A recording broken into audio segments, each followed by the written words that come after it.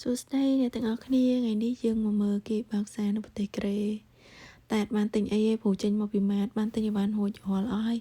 យើងគ្រាន់តែមកមើលថាអើយគេលក់ដូរមិនដែរនៅស្រុកគេអញ្ចឹងណាហើយអើយក៏មានមនុស្សរៀងច្រើនដែរពេលល្ងាចអញ្ចឹងរៀងចុះត្រជាក់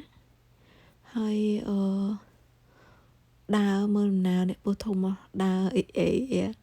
ហើយគេមានលក់ច្រើនមុខណាអ្នកទាំងអស់គ្នាគ្រាន់តែខ្ញុំចេញមកពីម៉ាតញ៉ាំអីរួចហើយអត់បានទិញអីទៀតខិនតែថតទេសភាពឲ្យអ្នកទាំងអស់គ្នាទស្សនាអញ្ចឹងណាពេលល្ងាចអញ្ចឹងរៀងចុះត្រជាក់យើងក៏បញ្ញាប់ត្រឡប់ទៅផ្ទះវិញហើយថតទេសភាពនៅតាមដងផ្លូវថ្ងៃរៀបលិចឲ្យអ្នកទាំងអស់គ្នាទស្សនាផងដែរហើយឥឡូវដើរឆ្លងផ្លូវត្រឡប់ទៅវិញហើយយើងទៅកន្លែងទុកឡានយើងអញ្ចឹងណាអរគុណអ្នកទាំងអស់គ្នាដែលបានជួយទស្សនាជម្រាបលា